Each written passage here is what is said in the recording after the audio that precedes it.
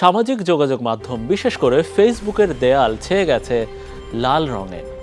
নেটিজেনরা তাদের প্রতিক্রিয়া জানাতে এমন পন্থায় সামাজিক যোগাযোগ মাধ্যমে রয়েছেন বেশ সরব। শিক্ষক, শিক্ষার্থী থেকে শুরু করে বিভিন্ন অঙ্গনের ব্যক্তিবর্গ সামিল হয়েছেন এই কার্যক্রমে। বলা হয়ে থাকে ভালোবাসার রং নাকি লাল, আবার বিপ্লবের প্রতিচিত্রও লাল। অস্থির এই সময়ে সামাজিক যোগাযোগ মাধ্যমে নেটিজেনদের সেই লাল ঘিরেই যেন বহিঃপ্রকাশ অন্তরের, মস্তিষ্কের। সামাজিক যোগাযোগ মাধ্যম ফেসবুকের প্রোফাইল পিকচারের লাল রং জায়গা করে নিয়েছে নানা প্রতিবাদী স্লোগানে। সাংবাদিক জয় মামুন তার ফেসবুক প্রোফাইলে নির্মলন্ত গুণের কবিতার লাইন দিয়ে লিখেছেন, এত লাল আমি কোথাও দেখিনি, ফুলে বা অস্তর আগে। যত লাল দেখি তার চেয়ে বেশি এই লাল চোখে লাগে। নির্মাতা মোস্তফা সরোয়ার ফারুকী তার ফেসবুক প্রোফাইল পিকচার পরিবর্তন করে লাল রঙের মাঝে মানচিত্রের একটি ছবি প্রকাশ করেছেন। একই ছবি প্রকাশ করতে দেখা গেছে স্বনামধন্য গীতিকার প্রিন্স মাহমুদকেও।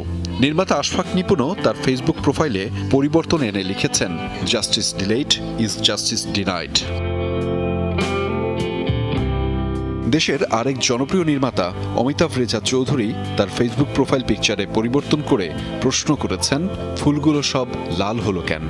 অভিনেত্রী অপি করিমও তার ফেসবুক প্রোফাইলে লাল রঙের ছবি প্রকাশ করে লিখেছেন, শুধু কোটা নয়, গোটা দেশটারই সংস্কার প্রয়োজন।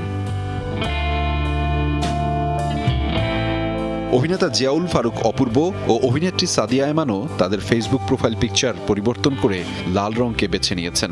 এছাড়া 10 মিনিট স্কুলের প্রতিষ্ঠাতা আয়মান সাদিক এবং একই প্রতিষ্ঠানের ইংরেজি শিক্ষিকা মুনজেরিন শহীদ তাদের ফেসবুক প্রোফাইল লাল রঙে এঁকেছেন।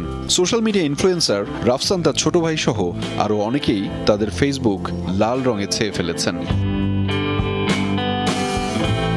দেশের বিভিন্ন বিশ্ববিদ্যালয়ের শিক্ষক, শিক্ষার্থীদের ফেসবুক প্রোফাইলেও একই চিত্র দেখা গেছে। এছাড়া অনেকে মুখে ও চোখে লাল কাপড় বাঁধা ছবিও নিজের প্রোফাইল পিকচার হিসেবে দিচ্ছেন। আবার কেউ প্রতুল মুখোপাধ্যায়ের গানের লাইন দিয়ে লিখেছেন, পুবের আকাশ রাঙা হলো সাথী, ঘুমাইও না আর জাগরে। আবার কেউ কেউ প্রোফাইল বদলে লিখেছেন, যারা স্বর্গগত তারা এখনো জানে স্বর্গের চেয়ে প্রিয় জন্মভূমি। আমার সোনার বাংলা আমি তোমায় ভালোবাসি, অথবা তারা কি আর ফিরবে সুপ্রভাতে, এমন লেখাও আছে কারো কারো প্রোফাইলে।